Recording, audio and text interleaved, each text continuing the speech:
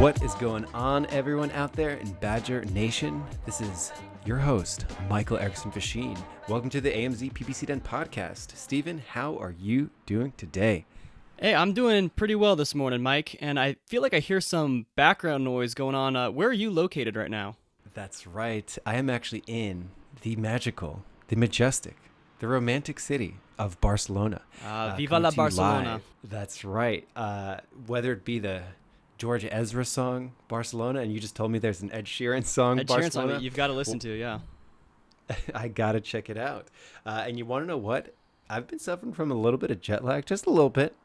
But jumping on this podcast with you, starting to map out this topic, I'm starting to feel like myself again. I'm starting to feel pretty pumped up. Getting fueled by the Amazon PPC aura. That's right. That is absolutely correct. I am super stoked about this topic that we're jumping into today. It's a topic that we are hearing more and more of popping up left and right. We're going to be talking about whether or not you should completely segment out your branded keywords. And before we get into the meat of this episode, if you segment out your branded keywords, or if you just have any other questions about Amazon PPC that you maybe want to ask and have us answered on the show, feel free to jump over to adbadger.com/voicemail, or you can dial in 833-BADGERS with a Z at the end of it. We'll have a call-in show, Stephen, just like good old-timey radio show hosts. That's right. So that question, by the way, Mike, I'm not sure if everybody knows what exactly you mean by that. Should you segment out your branded keywords? What is that? Okay, so let's say you launch an auto campaign, and inside that auto campaign, let's say I'm Nike, give an example. So let's say I'm Nike, and I launch an auto campaign for a new pair of shoes. What's going to happen there? Well, I'm going to get searches for basketball shoes. That's a non-branded search. And then I'm going to get searches for Nike basketball shoes. That's a branded search.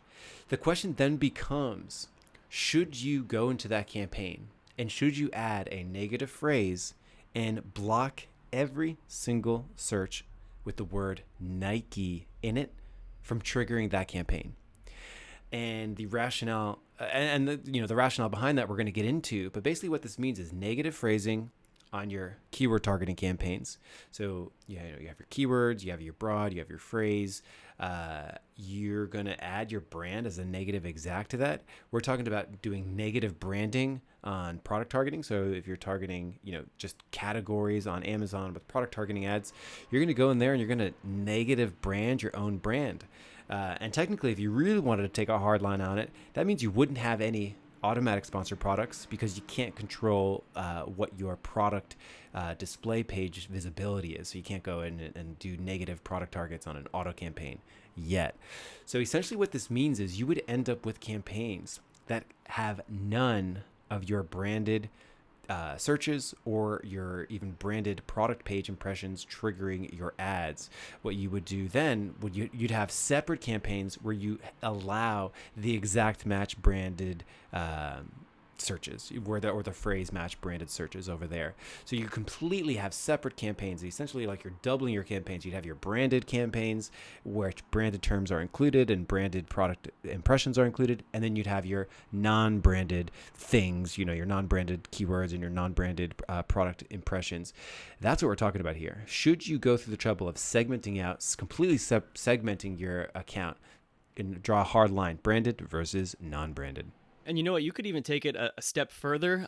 What some folks have actually been advocating is basically having 3 campaigns. One that has all of your branded keywords in it. Another that just has all of the kind of generic keywords. So for the Nike example, it would be, tennis shoes, basketball shoes. And then having a third campaign that would be a competitor's branded campaign. So that's where they would be targeting Reebok and all these other companies. So you'd basically be tripling the number of campaigns that you have because just keep in mind, we always, kind of a strategy that we like to recommend is diversifying your targeting campaigns. So you should be having, a keyword targeting campaign, a product targeting campaign, some sponsored brand ads, some, auto campaigns, and that's all just for one product or at least one product variation. So now you're basically tripling that number of campaigns there. and segmenting out all of those different targets, whether they're your own ASIN targets or competitors' ASIN targets, and so on. So all of a sudden we went from, having one product in an automatic sponsored, a manual keyword sponsored, a manual product target, sponsored brand ad. So sort of one product in 4 campaigns. All of a sudden now we're going to multiply that by 3, where you have your branded category, you have your non-branded category, sort of generic, and then you have your competitor keywords too. So this can get pretty wily pretty fast. And we're going to get into sort of why this is happening, like why this is popping up. Stephen, you mentioned earlier today that you actually had a call with an Amazon rep on behalf of a client that was actually bringing this up. And I would say, we don't have any hard data on this, but just anecdotally, I would say probably 30% of accounts, and a lot of times it's very brand heavy accounts, so brands with a lot of brand recognition. This is probably 1 in 3 accounts are having conversations like this. Should we be segmenting out our branded keywords? So this is happening more and more. Stephen, why do you think this is happening? I think just everything on Amazon's getting pretty expensive as CPCs in general are rising. And I think, I think you and I have talked about in the past how it seems like a lot of times Amazon PPC strategists, or sorry, people who Amazon employees who work in the Amazon advertising department are really just trying to get everybody to just spend more. So they may see an account that's performing really, really well, has a really desirable ACoS, but then says are you actually aware of how much you're spending on your own brand versus competitors' brands? Do you have that kind of reporting? And rather than just giving us that reporting within Campaign Manager, they basically just advocate you need to spend more money on all these other keywords and create all these other campaigns. So I think that's kind of the strategy from Amazon's end, at least. Mm-hmm. Yeah, I've been working on PPC campaigns for almost 10 years now. And I feel like the first time anyone ever asked this was, maybe 5 years ago, where they took a really, really hard stance, dropping in their brand as a negative phrase. And almost, this was very extreme, where they would not even acknowledge any branded revenue, where they sort of said, hey, branded terms, they would have converted anyway. And then, we would get into these conversations where it was, well, what if it's your brand plus a whole bunch of other words? Are we going to discount that? What if it's your brand? What if it's Nike versus Adidas running shoes? Is that a branded term or not? So we're going to get into sort of what this means. Should you be doing it? What the implications of this are? Because it's definitely something that if you're managing Amazon advertising, whether it be for your own store, it's something on your radar that you should be thinking about. Can you actually get better performance doing this? And if you're sort of working as an Amazon marketer, whether as a freelancer or an agency or at a large brand, these are conversations that your clients or your managers are going to be having, as costs continue to go up, as the scrutiny at which people evaluate PPC campaigns goes up. This is going to be a conversation that you're going to have. So let's get into this. Why or why not you should do this? Are there any performance implications? Stephen, let's get into a couple of reasons of why, yes, you should actually be segmenting out your campaigns this way. Yeah, the very first and probably biggest reason for why this could actually be a pretty effective strategy for a lot of sellers is strictly just the idea of having more control over your budget. So at the moment, even just say you were going to be so granular as to, create separate ad groups where you would have, your branded keywords in one ad group, your generic ones in another. You can't set different budgets for those different ad groups. So you can't set a different budget on keywords. You can't set a different budget on ad groups. You can only set budgets at the campaign level. And so that's kind of the biggest reason why people will adopt this strategy.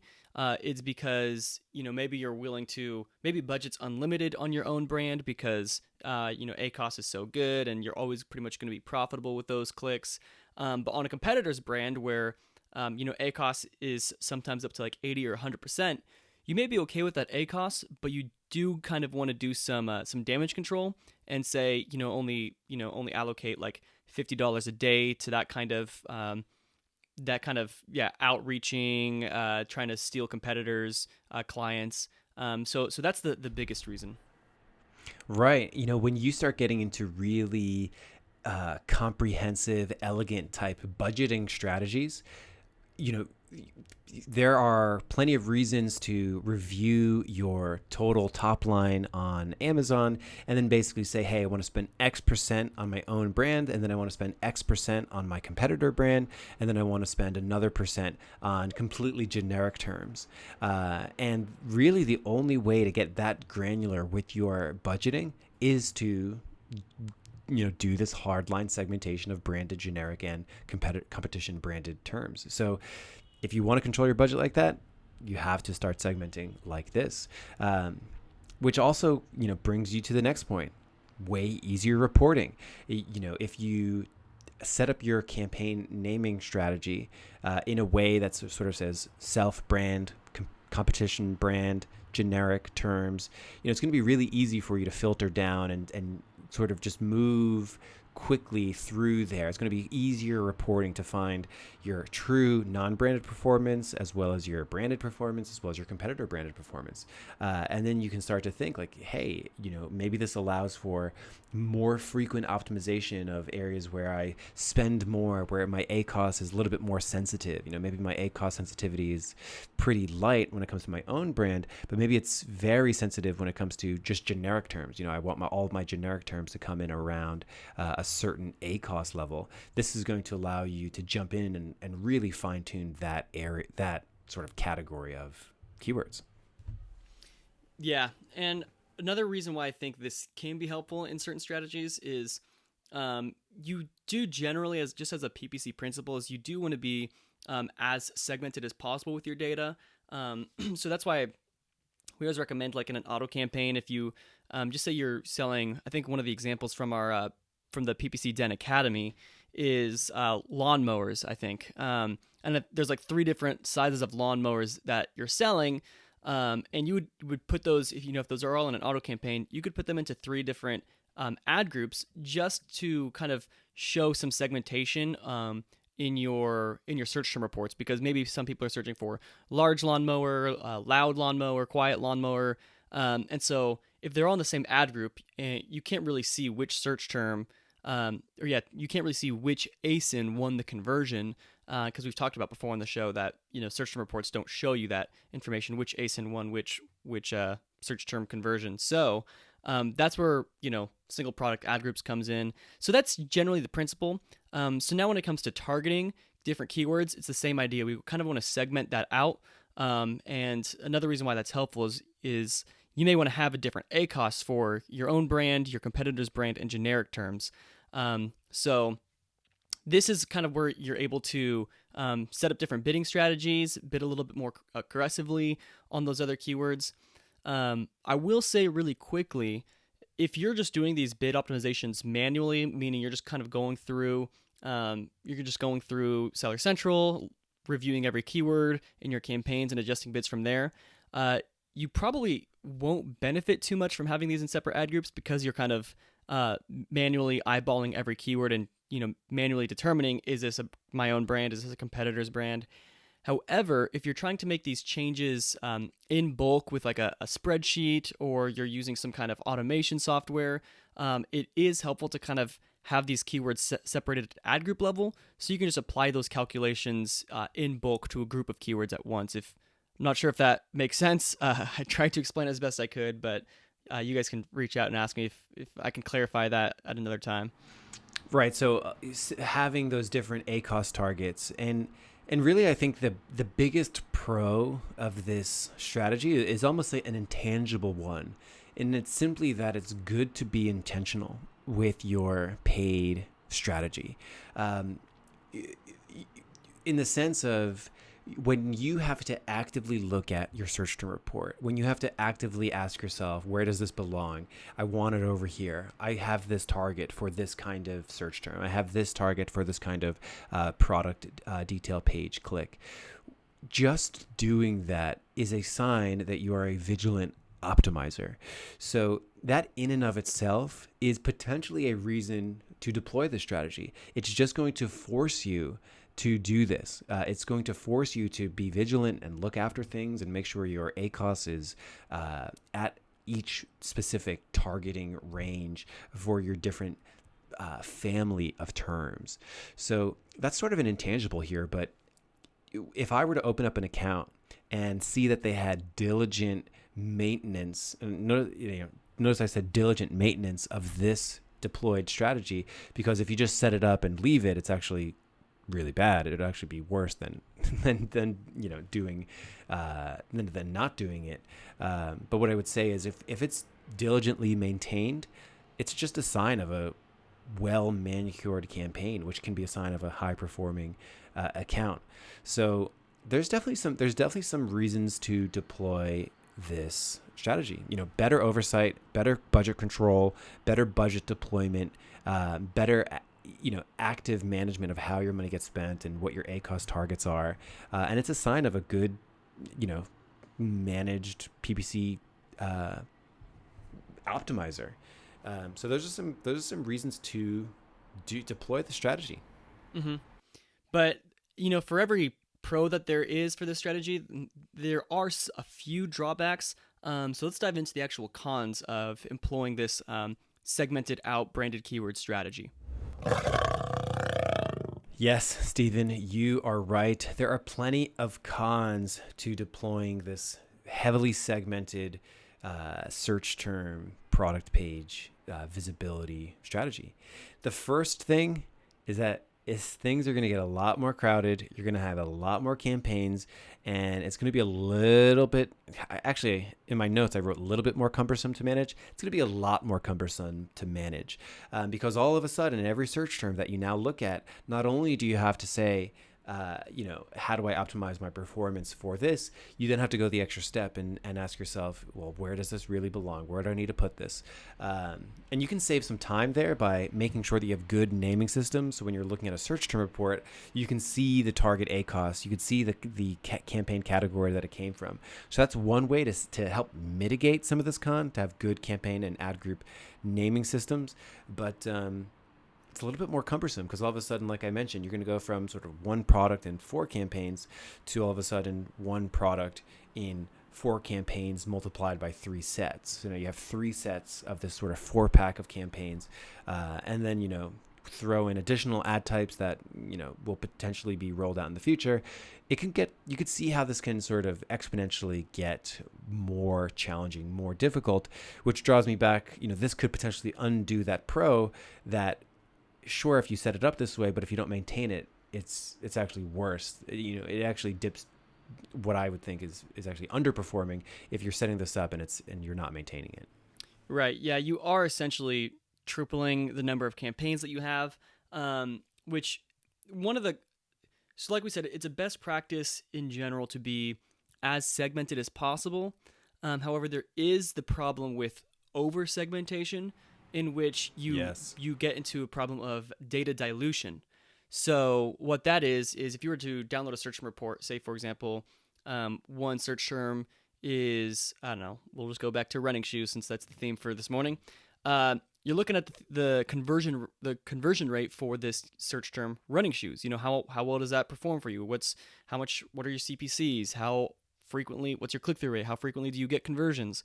Well, now if that same search term is split over 12 different campaigns, your data has been diluted for that one search term.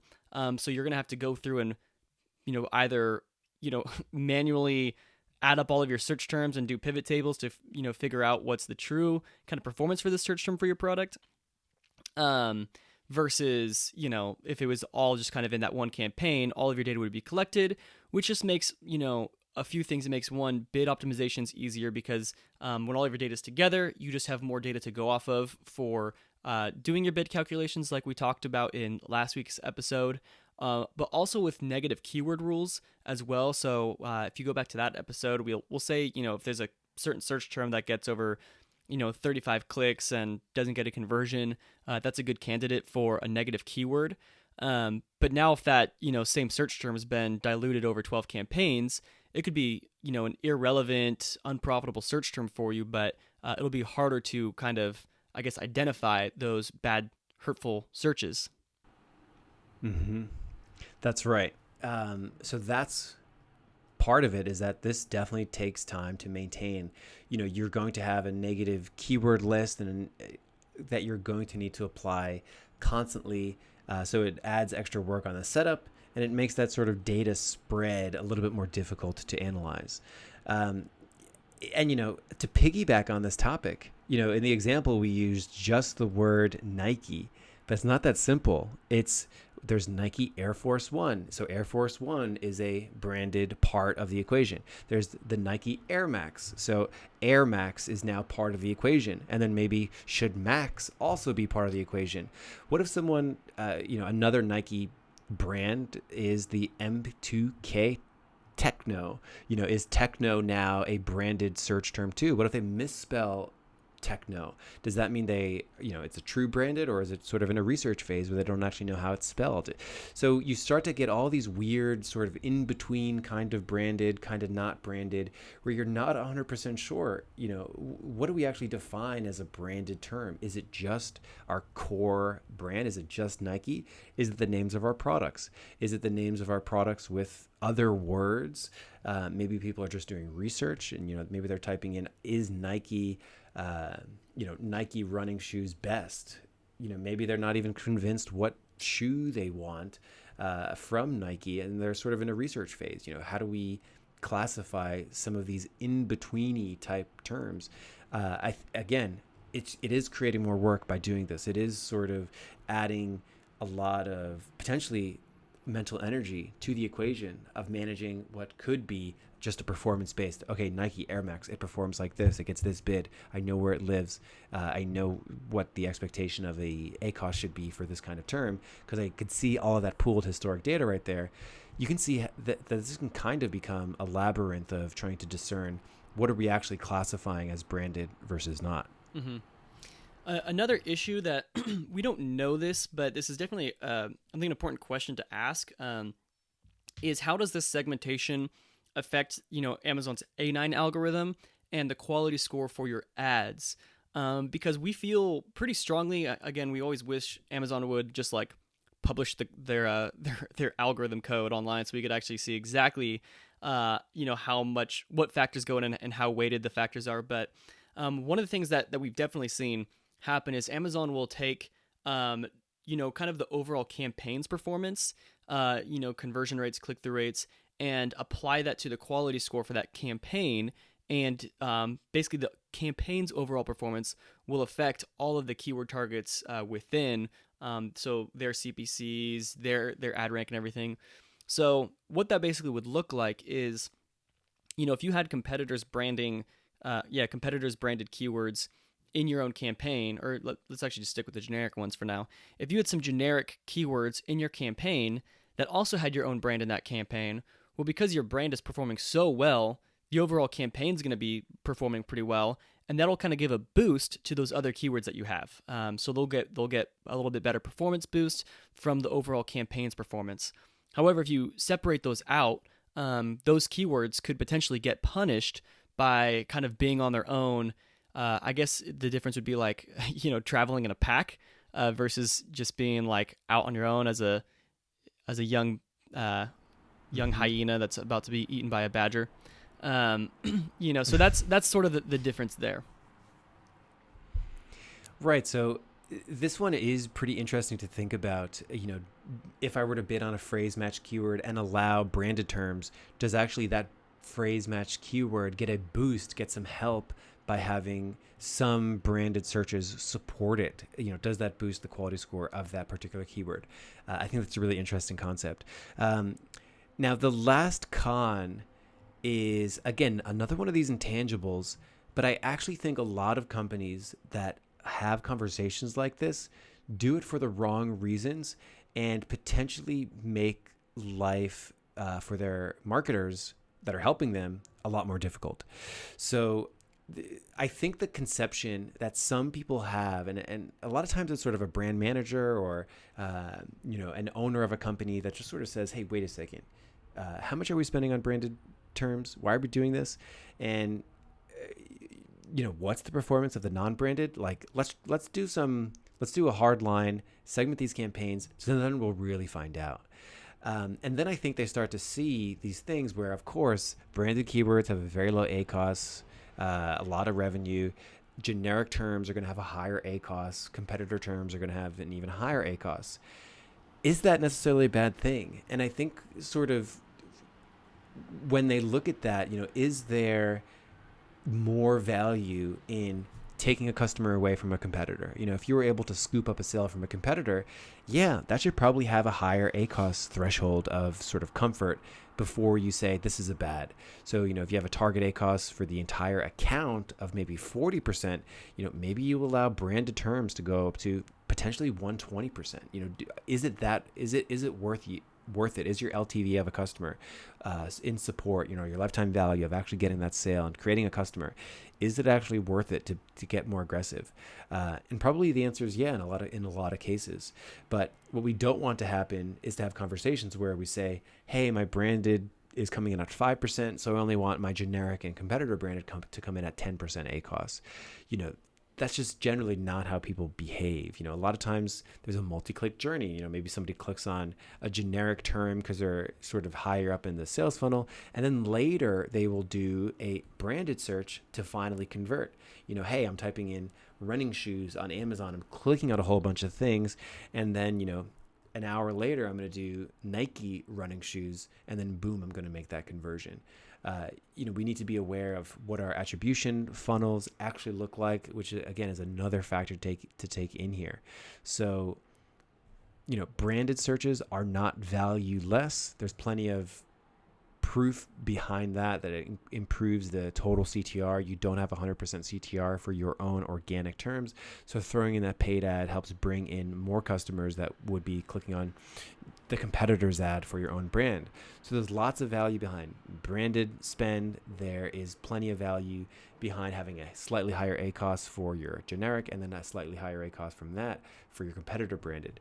So, hold me back, Stephen, because I'm kind of going on a rant here. But basically, there's value at every stage of keyword, and the value is different for all of these different keywords because they all represent people at different stages of the sales funnel. Mm-hmm. And it is always important to be making sure you're bidding on all of these keywords, including your brand and competitors' brands. I know sometimes when one reason why sometimes people want to segment out their data as well is because if they, once they do kind of dive in and actually look at the performance, they realize that like maybe the majority of their budget is being spent on their own brand, and they think that is, now bad PPC because they would have gotten those conversions anyways.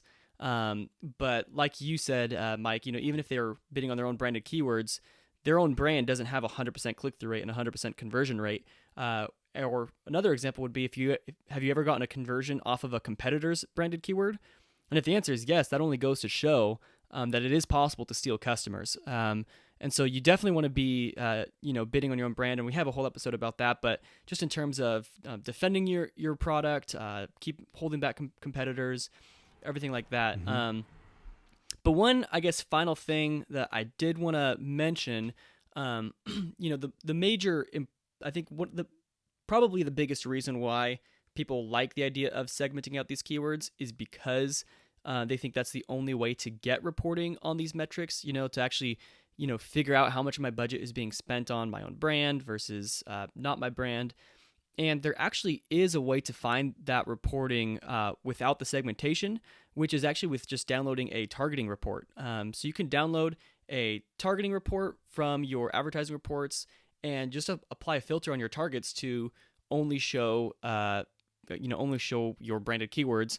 And then you can just do a subtotal there and compare that to your, total ad spend to kind of figure out what percent of your budget is being spent on your own brand versus everything else. That's absolutely right. So, $1 million question. Does doing that hard line help with performance. So let's take all the pros and cons, and a lot of the pros are better reporting or easier reporting, and just like you mentioned, you can actually get that with the actual reports that Amazon provides, even if you're not doing this hard segmentation. So when we take away a lot of the cons too, which are, a lot of them are just increased time in doing this, potentially does it hurt the algorithm and quality score. When we take all those things away, does this actually help performance? What are your thoughts on this, Stephen? I've seen accounts do this strategy, and I haven't seen a major performance boost as a result of it. So I don't think it hurt anything per se. It was a lot more work, and I didn't see any performance boost. Right.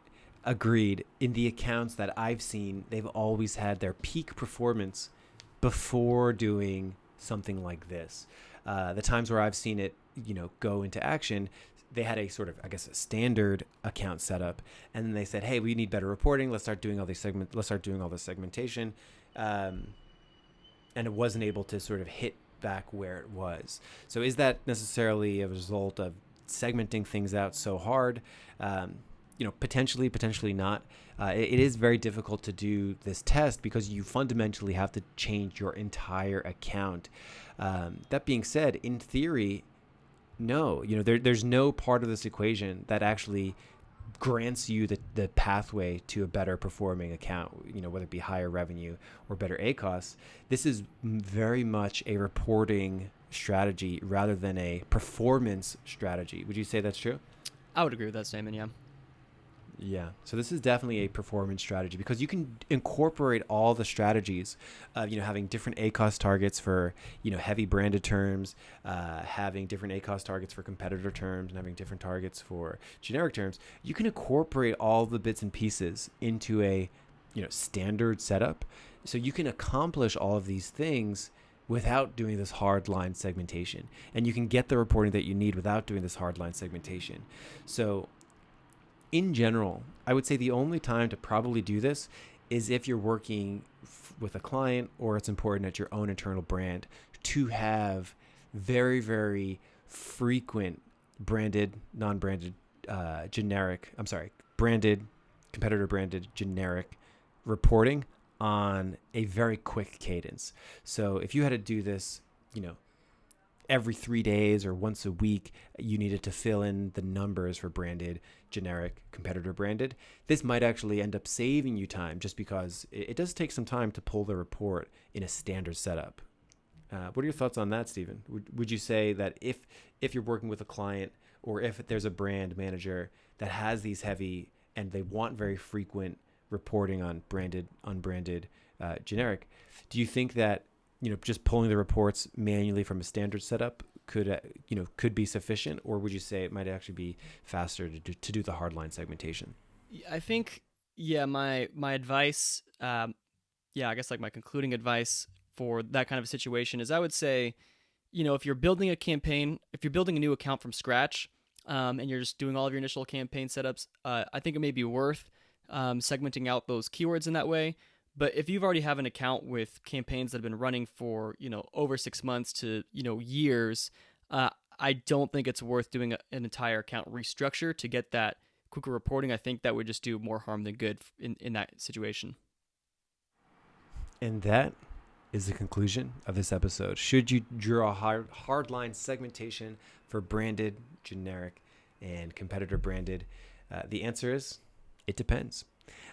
So we hope that you enjoyed this episode of the Amazon PPC Den. Feel free to drop us a line at badger.com/voicemail or 833-BADGERS. Stephen, any concluding thoughts? I just hope you guys all enjoyed the Barcelona episode and the fun background noise. Like you're Absolutely. in you're in the city with us. Absolutely. And where even if they're not here in Barcelona, we will see them inside the Badger Den. Have a good one, everybody.